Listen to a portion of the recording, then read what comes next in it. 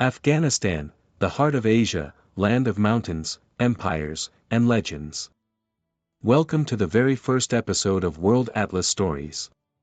Today, we embark on a journey through time and terrain to explore one of the most misunderstood, yet endlessly fascinating nations on Earth, Afghanistan. A landlocked country of rugged peaks and resilient people, Afghanistan stands as a living crossroads of history, where empires collided, cultures intertwined, and civilizations rose and fell for over 5,000 years. The flag and what it stands for. Before we wander through the mountains and valleys, let's start with the symbol of the nation, its flag. The Afghan flag is a tricolor of black, red, and green. Black symbolizes the dark past of occupation and struggle. Red stands for the blood shed by freedom fighters. Green represents hope, prosperity, and Islam, which has shaped the nation's identity for centuries.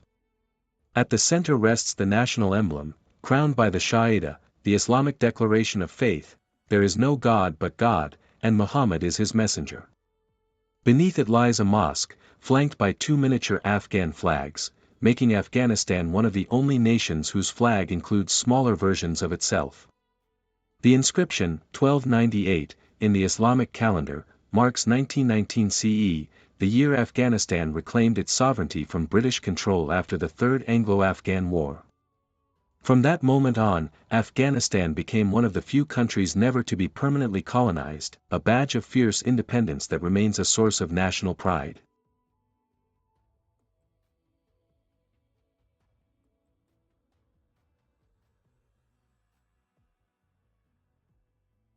The shape of a story, geography and the great game.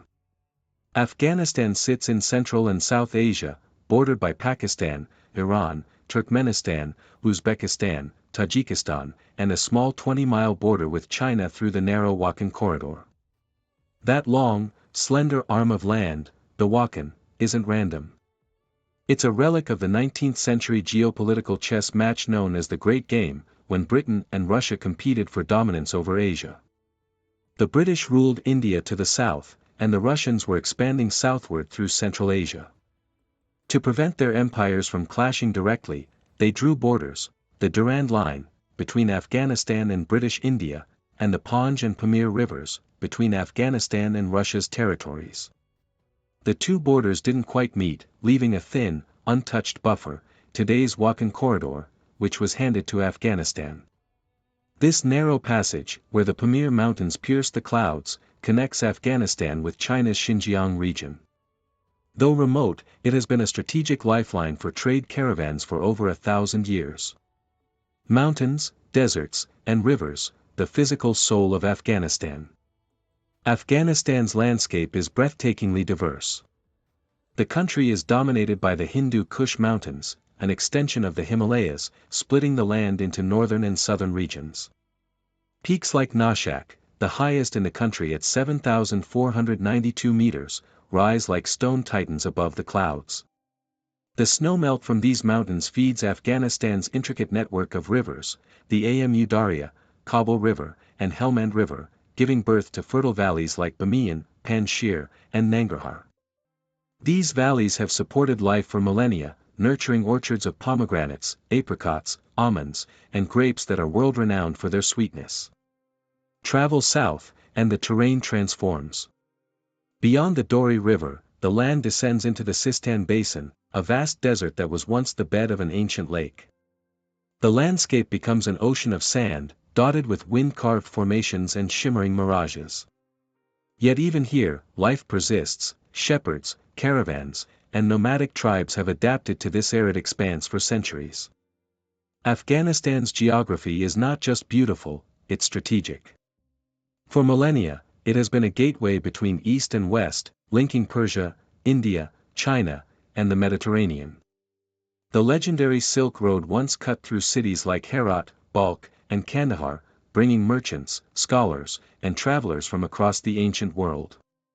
The cradle of civilizations and conquerors. Afghanistan's history reads like an epic novel. Ancient inscriptions show that as early as 2000 BCE, this land was part of the Indus Valley civilization. Later, it became a cornerstone of the Achaemenid Persian Empire under Darius the Great.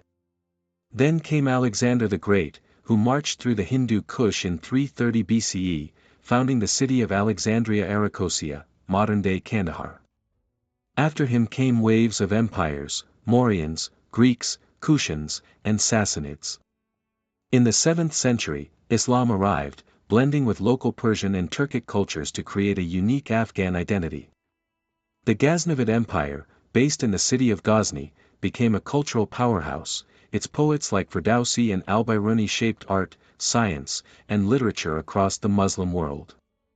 Later, Mongols, Mughals, and Persians all left their mark. Afghanistan became the heart of trade, art, and conquest, a land constantly reborn from the ashes of history. Friends, foes, and global relations. Afghanistan's geopolitical position has always been both its blessing and its curse. It has cultural and linguistic ties with Iran, deep trade links with Pakistan, and shared ethnic communities across both borders. Yet the country has also suffered from being caught in the middle of global rivalries, from the British-Russian Great Game to the Cold War and beyond. Despite all this, Afghanistan's friendship with Turkey has endured for over a century. Afghans often say, no Afghan was ever killed by a Turkish bullet, and no Afghan trained by a Turk ever betrayed his homeland. A nation of strength and survival. For thousands of years, Afghanistan has been a land of survival, a place where empires have come and gone, yet the spirit of the Afghan people remains unbroken. From the ancient Buddhas of Bamiyan to the bustling markets of Kabul, from the poets of Herat to the warriors of Kandahar, every corner of this country tells a story of endurance and identity. Afghanistan is not just a land of mountains and deserts, it is the heart of Asia, a bridge between civilizations, and a reminder that even in the harshest of places, humanity can carve out beauty, faith, and pride. So next time you hear the name Afghanistan, don't just think of conflict. Think of the snow-capped peaks of the Hindu Kush.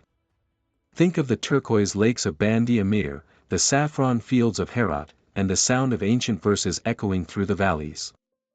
This is Afghanistan, a land of warriors, poets, and dreamers, where the mountains stand eternal, and the spirit of its people refuses to fall. The people, a tapestry of tribes and tongues. Today, Afghanistan has around 40 million people, divided into a tapestry of ethnic groups. Pashtun, the largest group and traditional rulers. Tajiks, Persian-speaking descendants of ancient Iranian peoples. Hazaras, believed to have Mongol ancestry. Uzbeks, Turkmen, Nuristanis, and others. The two official languages are Dari, a form of Persian, and Pashto, but there are over 30 regional dialects spoken across the country. Dari allows Afghans to easily communicate with Iranians and Tajiks, forming a cultural bridge across borders. Religiously, Afghanistan is predominantly Muslim, with the majority following Sunni Islam, and a smaller community practicing Shia Islam. And then there's one of the most unique human stories in modern Afghanistan, Zablon Simantov, the last known Jew of Kabul. For decades, he maintained the last synagogue in the country, a symbol of a once thriving Jewish community that had lived there for centuries. Culture, poetry, hospitality, and pride.